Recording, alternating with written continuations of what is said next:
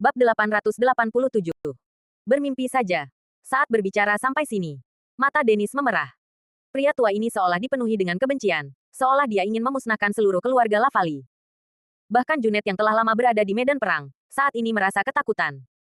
Pria tua ini pasti sudah membunuh banyak orang saat mengikuti Dito di masa lalu. Sekarang, Junet memahami sikap pria tua itu terhadap Gary tak terkalahkan. Karena Dito saat itu memberi perintah untuk memutuskan hubungan dengan keluarga Lavali. Kemudian, sejak saat itu mereka tidak ada hubungannya satu sama lain lagi. Dennis setia pada perintah tersebut dan tidak dapat membalas secara terang-terangan. Dennis tidak punya pilihan selain menggunakan Junet sebagai alat untuk membalas dendam. Pak Dennis, tenanglah. Petik 2. Junet berusaha berbicara dengan hati-hati. Dennis menarik napas dalam-dalam, menenangkan diri, lalu berkata dengan dingin, karena Tuan bersumpah untuk memutuskan semua hubungan dengan keluarga Lavali. Kalau begitu ya sudah. Aku pikir Gary tak terkalahkan masih memiliki hati nurani. Dia kembali untuk mengatur anggota keluarga Lavali. Sepertinya aku melakukan kesalahan dengan membiarkan kamu merancang rencana untuk mencelakai Gary tak terkalahkan dengan racun dingin.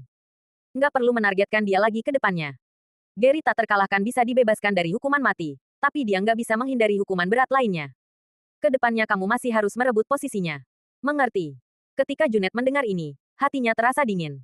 Menurutnya, jika tidak membunuh Gary tak terkalahkan maka hanya akan menjadi bencana.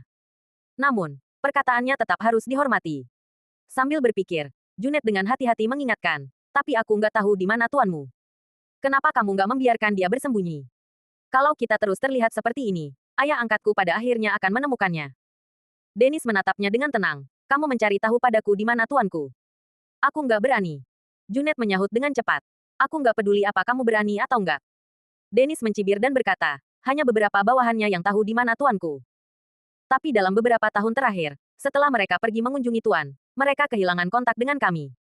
Tampaknya mereka bersembunyi bersama Tuan. Apa ada banyak rekan? Tanya Junet dengan rasa ingin tahu. Saat itu, Tuanku memerintahkan 300.000 pasukan terlatih. Tentu saja, ada banyak ahli di bawah komandonya. Sekarang mereka tersebar di mana-mana. Tapi setelah Tuan pensiun, semua orang nggak bisa berbuat apa-apa dan hanya melakukan kontak sesekali. Berbicara tentang ini, Dennis menghela napas dan kembali berkata, Tuan cuma merasa kecewa. Kalau dia mengangkat tangannya lagi, dia masih bisa segera membentuk kekuatan yang lebih kuat daripada keluarga Lavali yang sekarang. Sayang sekali dia. Petik 2. Kemudian, Dennis mengumpat dengan ekspresi marah di wajahnya. Bagaimanapun, itu semua adalah kesalahan para penjahat dari keluarga Lavali ini. Ternyata begitu, jawab Junet. Dia merasa iri setelah mendengar ini. Dia ingin memberitahu Dito, jangan menyia-nyiakan sumber daya yang bagus ini. Kenapa tidak membahasnya dulu dengan yang lebih muda? Contohnya aku. Setelah membicarakan kejadian masa lalu dalam satu tarikan napas, Dennis tampak terbawa emosi dan berkata dengan kesal, masalah Adril itu cuma masalah kecil, kamu harus menanganinya secepat mungkin. Nggak usah membunuhnya kalau nggak bisa. Lagi pula, tuanku belum pernah menyakiti orang yang nggak bersalah sebelumnya. Adril itu cuma seorang dokter yang membantu masyarakat dengan hati yang tulus. Dia hanya nggak bermaksud menghalangi jalan, cukup usir dia pergi saja. Dimengerti. Aku bisa segera menyelesaikannya. Junet menyahut dengan cepat. Pergilah.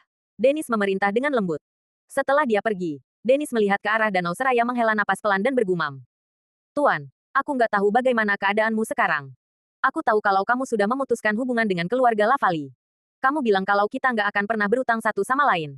Kamu sudah nggak ingin membalas dendam pada keluarga Lavali, tapi aku benar-benar nggak bisa menahannya. Aku bersedia kalau kamu memang ingin membunuh atau memotongku sekalipun. Asalkan aku bisa melihatmu sekali lagi dalam hidupku. Selain itu, Tuan muda, dia seharusnya sudah berumur 20-an sekarang. Kami para orang tua sangat ingin bertemu dengannya sekali lagi.